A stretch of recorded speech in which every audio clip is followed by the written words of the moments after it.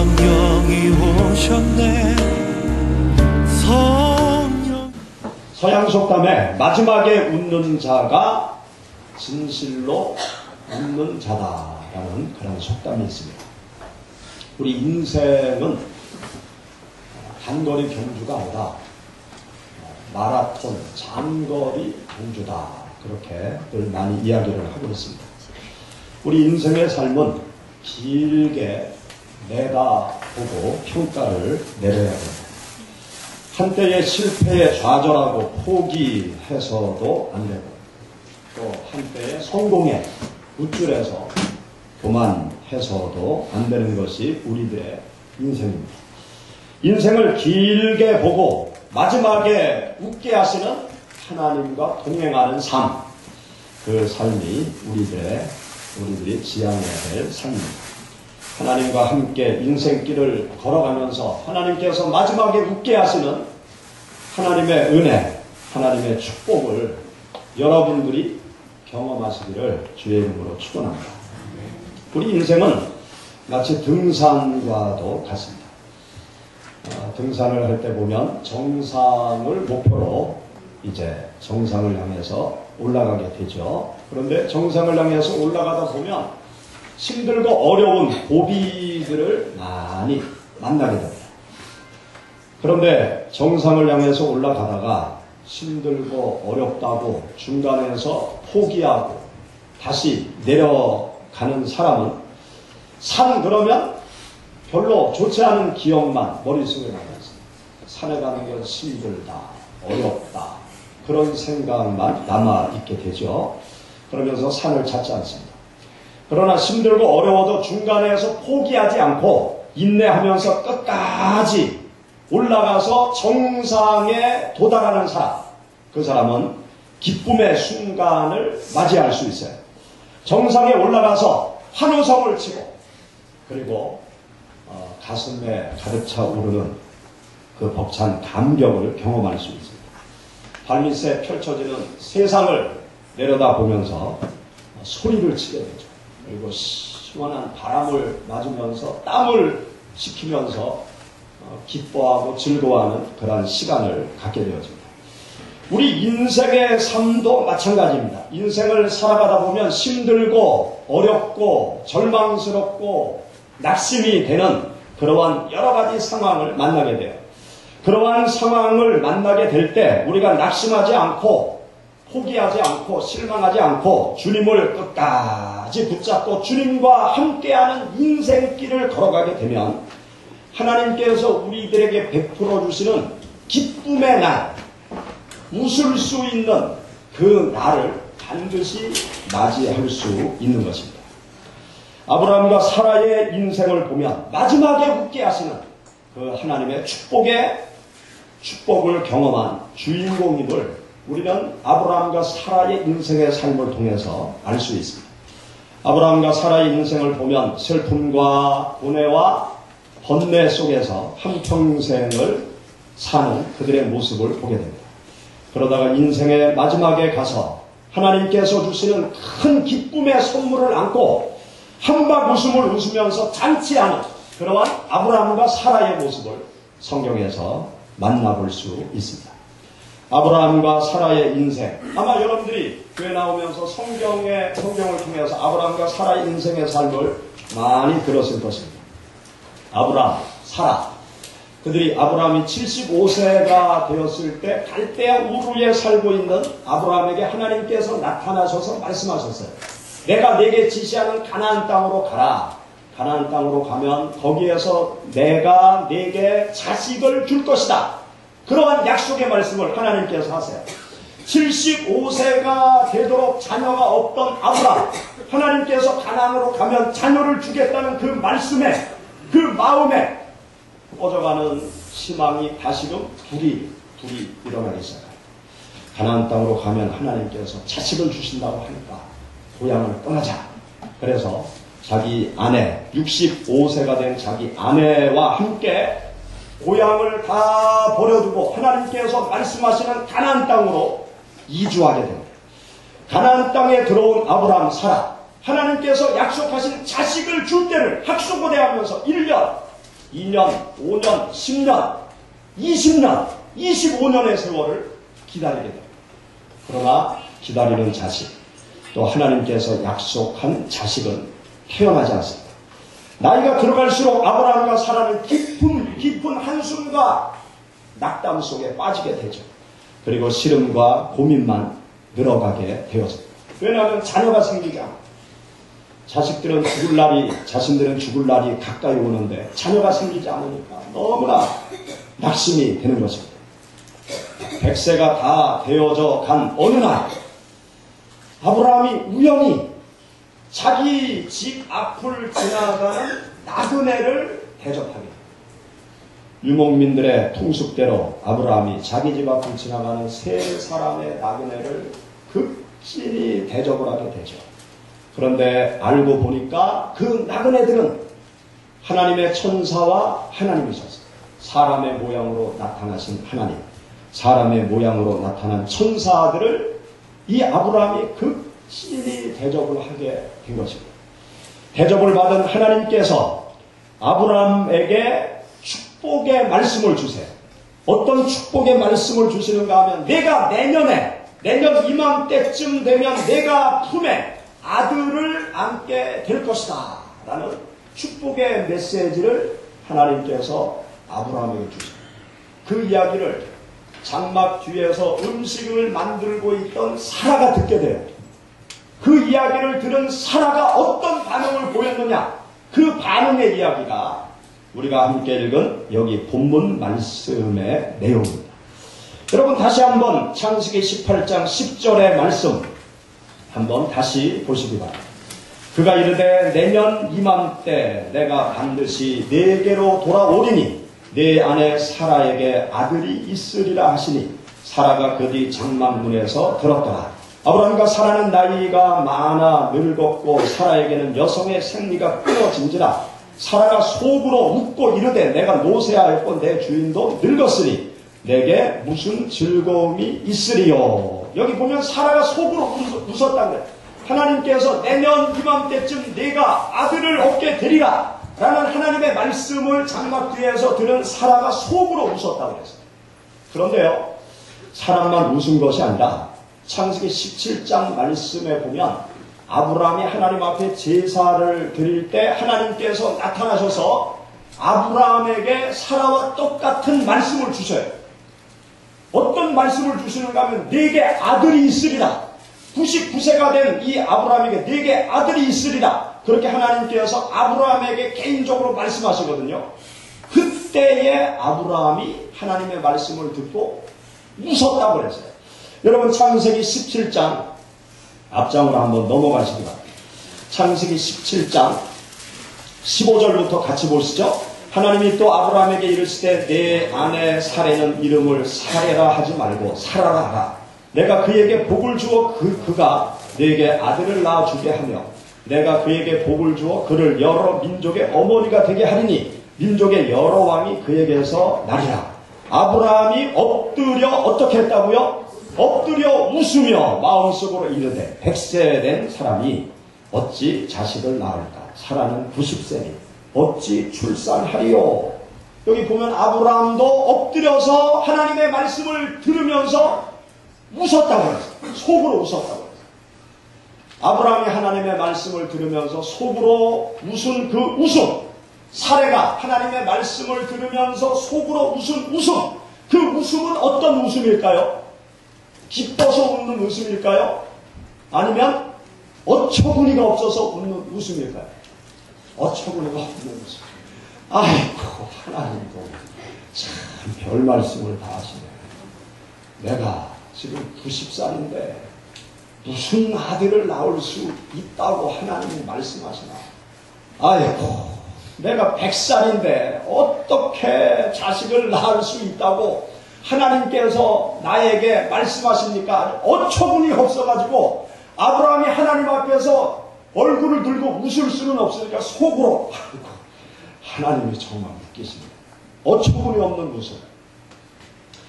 실소를 하는 거죠. 어처구니가 없으니까 그냥 헛웃음을 웃는 거예요. 믿어지지가 않으니까 그는 헛웃음이 나옵니다. 아유, 하나님이 농담하시나. 그러면서 아브라함이 웃었고 사라가 웃었습니다. 도저히 불가능한 이야기라고 생각했기 때문에 이 아브라함과 사라는 헛웃음을 웃은 것이죠. 자신의 몸 상태를 잘 알고 있기 때문에 사라는 도저히 불가능한 이야기를 하나님께서 하기 때문에 속으로 웃었던 것입니다. 그런데 여러분, 성경 말씀을 읽어가다 보면 이런 사라에게 하나님께서 어떤 축복을 주셨는지 아십니까? 하나님께서 아브라함과 사라에게 한박 웃음을 주셨어요. 헛웃음을 웃는 이들에게 하나님께서 한박 웃음을 웃도록 하나님께서 축복을 주셨어요. 여러분, 창세기 21장으로 넘어가 보시기 바랍니다. 창세기 21장. 창세기 21장 우리 1절부터 같이 봉독하시죠. 여호와께서 말씀하신 대로 사라를 돌보셨고 여호와께서 말씀하신 대로 사라에게 행하셨으므로 사라가 임신하고 하나님이 말씀하신 시기가 되어 노년에 아브라함에게 아들을 낳으니 아브라함이 그의 아들 이삭이 그에게 태어날 때에 100세라. 사라가 이르되 하나님이 나를 어떻게 하시니 웃게 하시니 듣는 자가 다 나와 함께 웃으리로다. 또 이르되 사라가 자식을 젖먹이겠다고 누가 아브라함에게 말하였으리오마는 아브라함의 노경에 내가 아들을 낳았도다 하니라. 아이가 자라매 젖을 때고 이삭이 젖을 때는 날에 아브라함이 무엇을 베풀었더라? 동네 사람들을 다 모아놓고 큰 잔치를 베풀고 하나님께서 자식을 주셨네. 할렐루야 그러면서 아주 한박 웃음을 웃어요. 헛웃음을 웃은 이 실소를 하는 이 아브라함과 사라에게 한박 웃음의 선물을 더 안겨주신 분이 누구십니까? 하나님이십니다. 여기 창세기 21장 1절의 말씀 가운데 보면 여호와께서 말씀하신 대로 사라를 돌보셨다고 했어요. 누가 돌보셨습니까? 하나님께서 돌보셨다는 거예요. 하나님께서 은혜를 주셨다는 거예요. 하나님께서 긍휼의 은혜를 베풀어 주시고 전능하신 은혜를 베풀어 주셨다는 거예요. 사라가 장막 뒤에서 하나님의 말씀을 듣고 웃을 때 하나님께서 사라야 왜 웃냐? 그러니까 사라가 깜짝 놀라면서 웃지 않았어요. 그러니까 내가 웃었다. 그러면서 하나님께서 사라에게 하신 말씀이 계세요. 창세기 18장 14절 말씀에 보면 여호와께 능하지 못한 일이 있겠느냐? 여호와 하나님께 능하지 못한 일이 있겠느냐? 기한이 이를 때 내가 네게로 돌아오리니 사라에게 아들이 있으리라. 여기 보면 여호와께 능하지 못한 일이 없다. 여호와 하나님의 능력엔 한계가 없다는 거예요. 우리 사람의 능력엔 한계가 있어요. 사람의 지식 한계가 있어요. 사람의 이성적인 능력 한계가 있어요. 사람들이 가지고 있는 과학적인 능력 한계가 있어요. 우리는 무한한 세계에 갇혀 있습니다.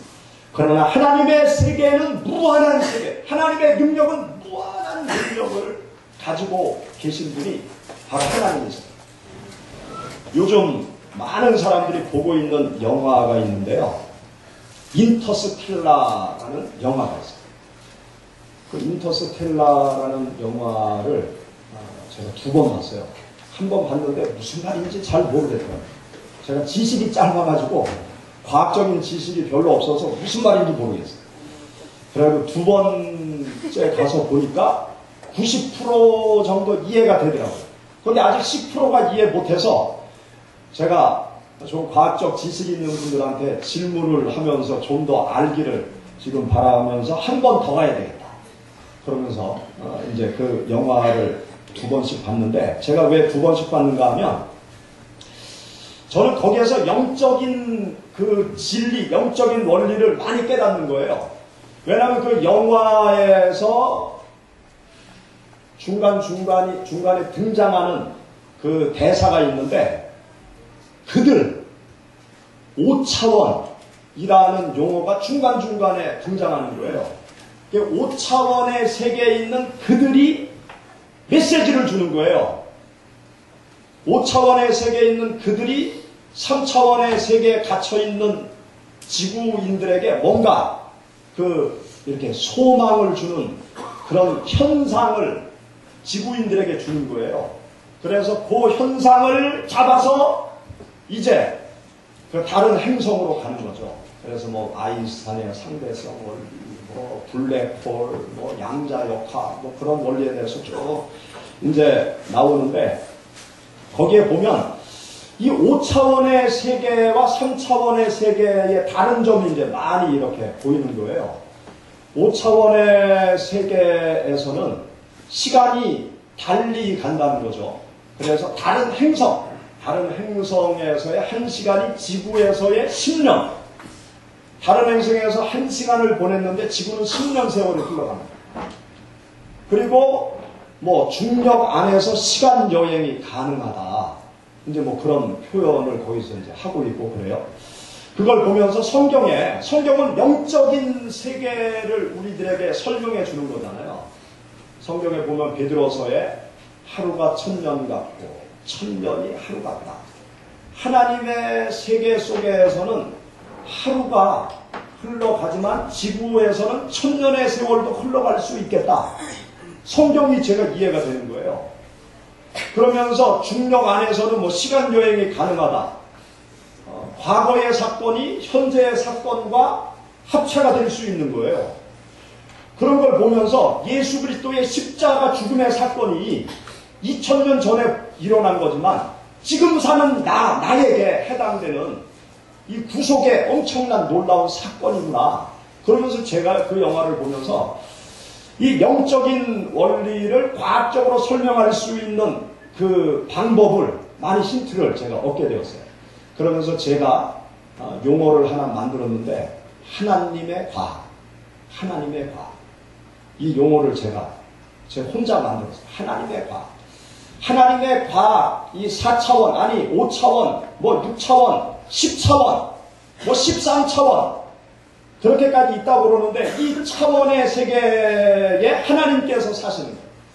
하나님의 과학을 인간의 능력으로는 다 이해를 못해요. 설명을 못해요. 그러니까 성경이 거짓말이라고 얘기하는 거예요. 그것은 인간의 지식이 짧아서 하나님의 과학을 설명 못하는 거예요. 인간의 능력이 제한되어서 하나님의 영역을 다 알 수가 없는 거예요. 내가 이해하지 못한다고 해서, 내가 설명할 수 없다고 해서 존재하지 않는 것이 아니잖아요. 내가 이해 못하는 또 다른 세계도 분명히 있는 거거든요. 하나님의 과학으로 볼 때는 사라가 잉태도 할 수 있겠구나. 인간의 과학으로는 안 되지만 하나님의 과학으로는 충분히 가능한 일이다. 우리는 그것을 성경에서 전능하신 하나님이라고 우리가 그렇게 표현을 하는 거예요. 인간의 과학으로 이해가 안 되니까 전능하신 하나님이시다. 전능하신 하나님의 능력이 나에게 임재하면 어떤 일도 가능한 거예요. 죽은 자도 살아나는 놀라운 역사가 일어날 수 있고, 어떤 질병에 걸려도 나을 수 있는 역사가 하나님의 과학, 하나님의 능력으로는 가능한 거죠. 사람은 인간적으로 생각할 때 도저히 나는 나의 몸의 상태를 볼 때는 자식을 낳을 수 없다고 생각했지만 하나님의 과학으로 볼 때는 가능한 거죠. 실수하는 이 사라에게 하나님께서 전능하신 능력으로 돌보아 주시니까 한박 웃음을 웃을 수 있는 귀한 아들을 그의 품 안에 하나님께서 안겨주신 것입니다. 우리는 이 세상을 살아가면서요, 어떤 믿음을 가져야 되는가 하면, 하나님은 모든 것이 가능하시다. 하나님 안에서는 모든 것이 가능하다. 하나님은 반드시 하나님의 자녀들이 웃도록 웃게 하시는 축복을 베풀어 주시는 분이시다. 그 믿음을 가지고 우리가 하나님을 끝까지 붙잡고 우리가 인생을 살아가야 될 줄로 믿습니다. 우리가 세상을 살아갈 때 여러 가지 어려움과 고난의 순간들을 만나게 되잖아요. 그때도 우리는 어떤 믿음이 있어야 되는가 하면, 내 삶이 힘들고 어려워도 하나님은 반드시 나로 하여금 웃게 하시는 축복을 주시는 하나님이시다. 그 믿음을 우리 모두가 가져야 됩니다. 오늘 우리가 교독문 시간에 시편 126편의 말씀을 함께 우리가 교독했는데요. 여러분 다시 한번 성경 찾아보시고 시편 126편 1절부터 3절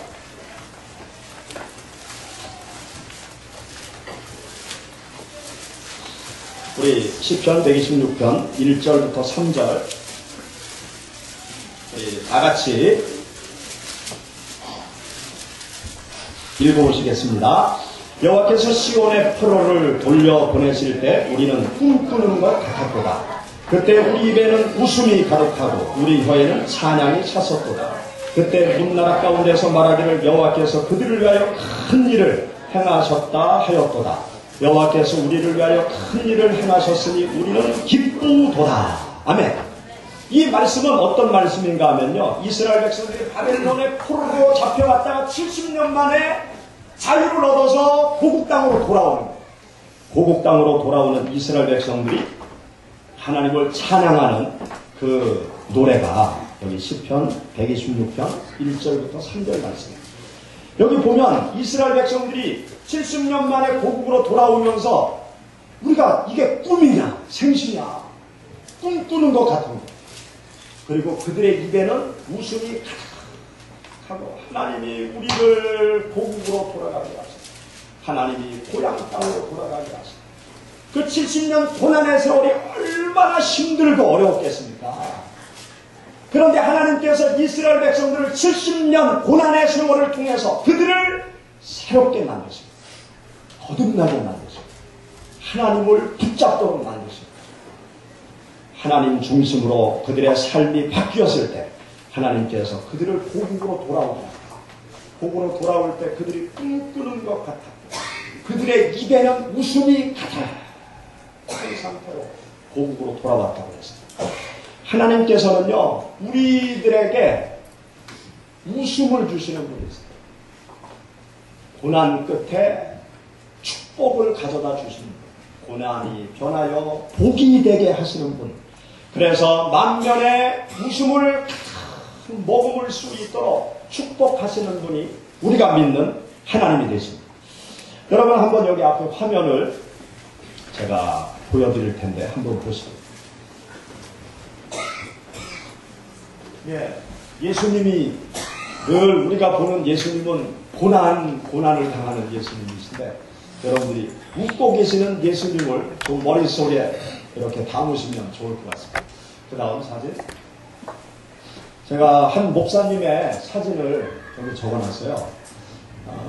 이 목사님은 어떤 목사님이신가 하면 우리 교회 오셔서 설교도 하셨는데 그 백혈병에 걸려서 골수 이식 그 수술을 받고 지금 한 15년 세월 건강한 가운데 목회를 계속 하시는 분이세요. 이분이 백혈병에 걸려서 골수 이식 수술을 한다고 그럴 때 그 골수 이식 수술하면 다 낫겠구나 그렇게 생각을 했어요. 그런데 그게 아니더라고요. 골수 이식 수술을 받고 나서 뭐 신생아 예방 접종부터 쭉 해가면서 이 몸에 이제 엄청난 부작용들이 생기는 거예요. 그래서 저희 교회 설교하러 오셨을 때는 이 몸이 막 시커먼 반점들이 온몸에 있고 막 뱀껍질 이렇게 벗어지듯이 몸에 비늘 같은 게 막 몸에서 이렇게 떨어지고 그러면서 뭐 나중에 폐에 염증이 생기기도 하고 뭐 간 기능이 저하되기도 하고 뭐 별의별 그 온갖 이 장기의 이상 현상이 계속 나타나더라고요. 그래서 수시로 그 삼성병원에 입원하고 퇴원하고 이렇게 계속 했었는데 같이 골수 이식 수술을 받은 분들이 한 7분 정도예요. 그때 비슷한 시기에 골수 이식 수술을 받은 분들이 한 7명 정도 되는데 1년 지난 다음에 누가 죽었다. 또 1년 지나면 또 누가 죽었다. 결국은 한 7명 정도가 수술을 받았는데 본인 혼자만 지금까지 살아요. 본인 혼자만. 다 세상을 떠나고 혼자만 살아있다. 그러면서 참 어렵지만 감사하다고 하나님께서 생명을 지켜주셔서 감사하다고. 중간중간 그 병원 의사가 그 보호자 그 아내한테 한 2번 정도 얘기해요. 준비하라. 더 이상 불가능하다. 그런데도 그 고비를 넘기고 지금까지 뭐 아주 양호한 상태는 아니지만 하여튼 목회할 수 있는 건강을 하나님께서 주셔서 너무나 감사하다. 그러면서 요 사진이 최근에 올려놓은 사진이에요. 최근에 이 웃음을 보면 얼마나 좋습니까? 누가 뭐 병자라고 그러겠습니까? 몸이 아프다고 누가 그러겠습니까? 그 마음속으로부터 기쁨이 있는 거죠. 하나님을 꼭 붙잡고 있을 때 하나님께서 힘을 주시고 하나님께서 목회할 수 있도록 하시고 하나님께서 하나님의 일을 할 수 있도록 붙잡아 주시는 그 하나님의 은혜를 생각하면서 기뻐하는 그 모습을 볼 때 참 훌륭한 분이구나, 참 대단하구나, 저는 그런 생각을 합니다. 우리가 하나님을 섬겨나가면요, 힘들고 어려운 중에서 우리를 하나님께서 붙잡아 주세요. 또 고난을 바꾸어 축복이 되게 하시는 하나님이 우리가 믿는 하나님이 되세요. 고난이 변하여 축복이 되게 하셔서 우리들에게 웃음을 선물로 주시는 분, 그분이 바로 우리가 믿는 하나님이 되십니다. 뿐만이 아니라 우리가 믿는 하나님은요, 우리들의 인생의 마지막에 아주 활짝 웃으면서 천국으로 들어갈 수 있게 하시는 분, 그분이 우리가 믿는 하나님이 되십니다. 예수님께서 십자가에 운명하실 때 마지막으로 남긴 말씀이 무엇인가 하면 다 이루었다. 예수님께서 다 이루었다 말씀하십니다. 예수님께서 그 십자가의 고통만 없으셨다고 하면 아마 예수님께서 웃으시면서 돌아가셨지 않을까, 저는 그렇게 생각해요. 다 이루었다. 모든 것을 다 이루고 가신다고 말씀하셨으니까 얼마나 성취감이 있으시겠어요. 인류를 구원하고자 하는 모든 계획을 다 이루셨으니까 십자가의 고통만 없으셨으면 아마 환하게 웃으면서 아마 예수님께서 십자가에 돌아가셨을 거예요. 예수님은 십자가에 돌아가시고 3일 만에 부활하시고 하늘로 승천에 올라가신 분이 우리가 믿는 예수님이세요. 그 예수 그리스도를 믿고 따르는 하나님의 자녀들에게 하나님께서 주시는 축복 중에 최고의 축복이 무엇인가 하면 인생을 떠날 때 활짝 웃으면서 천국으로 들어가는 축복을 주님께서 주시는 줄 믿으시기 바랍니다.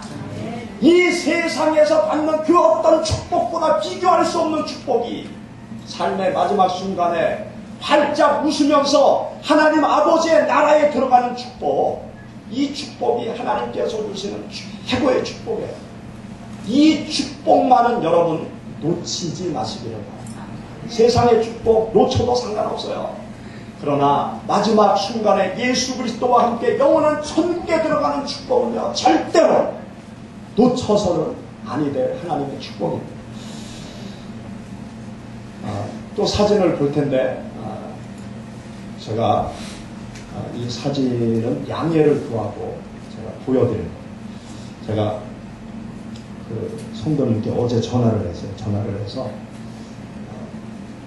사진을 좀 성도들한테 보여주면서 설교를 하려고 하니까 허락을 해달라고 제가 전화를 드렸더니 목사님이 나를 울리려고 하시네요. 그러면서 허락을 해주시더라고요. 감사합니다. 3장을. 네. 여기 왼쪽에 계신 분은 고 이남용 성도님. 대구에서 평생 직장 생활을 하시고 퇴직하시고 이제 아들 며느리가 대전 여기 청사에서 근무하셔서 이제 퇴직하시고 대전에 오셔서 한 3, 4년 생활하시고 하나님의 나라로 들어가셨어요. 그런데 대전에 오셔서 저희 교회 돌아가시기 전까지 저희 교회를 열심히 오셨어요. 아주 마지막에 믿음 생활을 열심히 하시다가 천국으로 가셨어요. 근데 이남용 성도님이 그 어느 날 그 부인께서 외출하고 돌아오니까 사진에다가 글을 써가지고 다 선물로 주더래. 그다음 한번 읽어보실래요?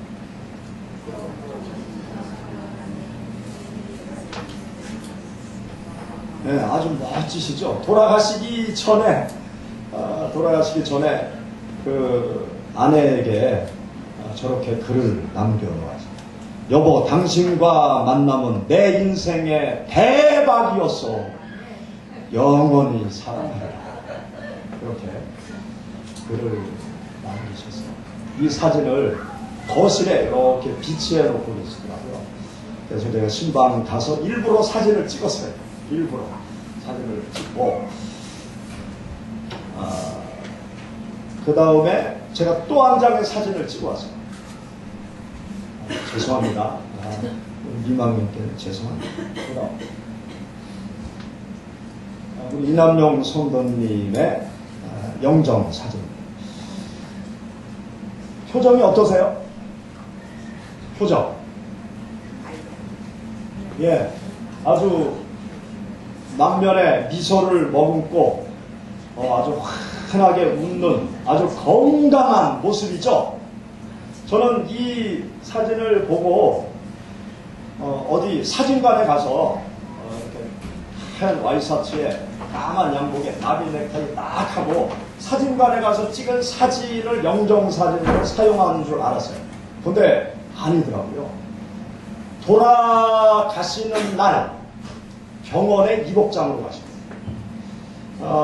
롯데백화점 앞에 병원에 늘 일주일에 3번 혈액 투석을 하러 가셨는데 병원에 가실 때마다 아주 멋지게 옷을 입고 병원에 가서 혈액 투석을 해준다. 어떤 날은 영국 신사처럼 선글라스 탁 끼고 지팡이 딱 들고 구두 번쩍번쩍하게 하고 멋지게 가서 혈액 투석하고 있죠. 어떤 날은 모자 탁 쓰고 머플러 하고 멋지게 하고 혈액 투석하고 오고 그러셨는데 이날 돌아가시는 이날은 까만 양복에 하얀 와이셔츠에 넥타이, 나비 넥타이 하고 혈액 투석을 받으러 가셨다는 거예요. 그리고 병원에 가서 의자에서 의식을 잃으셨어요. 그리고 병원에서 큰 병원으로 옮긴 후에 이제 그 아들 가족들이 와서 어머니가 도착했을 때는 이제 돌아가셨는데 돌아가시기 직전에 아마 의식을 좀 회복하셨던 것 같아요. 그때 아들이 스마트폰으로 마지막 돌아가시 직전에 사진을 찍어요. 믿어지십니까? 돌아가시기 직전에 찍은 사진이라고 믿어지십니까? 저는 깜짝 놀랐어요. 아니 돌아가시 직전의 모습이 전혀 아닌 거예요. 아주 건강한 평상시 건강한 사람의 모습인 거예요. 그래서 저 사진을 보면서 저는 마음속에 참 감동이 밀려오더라고요. 아, 하나님을 믿으면 마지막에 아주 환하게 웃고 이 세상을 떠날 수 있는 거구나. 그것을 제가 느꼈습니다. 여러분, 예수 그리스도를 믿으면 마지막에 활짝 웃을 수 있는 축복을 받게 되는 줄 믿으시기 바랍니다. 아멘. 여러분, 마지막에 인상 쓰면서 죽는 사람이 얼마나 많아요. 마지막에 미끄러지는 사람이 얼마나 많습니까? 마지막에 웃을 수 있는 사람이 진정 웃음을 가진 사람이죠. 진정 인생의 승리자가 아니겠습니까? 예수 그리스도를 믿는 사람들은 마지막에 웃을 수 있는 놀라운 축복을 하나님께서 베풀어 주시는 것입니다. 매일 예수님 웃는 사진으로 바꿔주세요. 예수님께서는요, 예수 그리스도를 믿는 우리 모두에게 웃게 하시는 축복을 주시는 분이 바로 우리가 믿는 하나님이세요. 아브라함과 사라가 마지막에 웃게 하시는 하나님의 축복을 받게 된 것은요, 무엇 때문에 그런가 하면 끝까지 하나님을 붙잡아요. 아멘. 끝까지 하나님을 붙잡아요. 아브라함이 훌륭해서, 아브라함이 의로워서, 아브라함이 바르게 살아서 그 축복을 받은 게 아니에요. 아브라함은요, 결정투성이에요. 아브라함을 믿음의 사람이라고 부르는 것은 그가 의롭기에 믿음의 사람이라고 부르는 것이 아니에요. 아브라함의 삶을 보면 가나안 땅에 갔다가 환경에 떠밀려 애굽으로 가요. 그리고 애굽에 가서 자기가 살기 위해서 자기 와이프를 누이 동생이라고 거짓말해요. 아니, 세상에 자기 살려고 자기 부인 팔아먹는 사람이 있어요. 그런 남편이, 이거 뭐 말로 표현할 수 없는 이상한 남편 아니에요. 아브라함이 그런 사람이었어요. 그리고 사라가 자식을 못 낳으니까 몸종 하가를 통해서 자식을 낳은 사람이 아브라함이라고요. 뭐 잘난 구석이 있습니까? 내놓을 게 없어요. 창피한 사람이죠. 그런데 왜 아브라함을 믿음의 조상이라고 그럽니까? 아브라함은요, 뭐가 달랐는가 하면 그가 갈팡질팡 헤매다가도 하나님이 말씀하시면 정신을 차렸어요. 그가 딴 길로 가다가 하나님께서 말씀하시면 정신을 차리고 하나님을 바라봤어요. 갈 길을 모르고 방황하다가 하나님께서 말씀하시면 자신의 삶의 방향을 다시 하나님께 초점을 맞추고 방향을 정확히 잡아서 다시금 일어나서 하나님을 붙잡고 하나님의 말씀을 쫓아서 하나님을 바라보며 다시금 일어나서 하나님을 향해서 가는 그런 사람이 바로 아브라함입니다.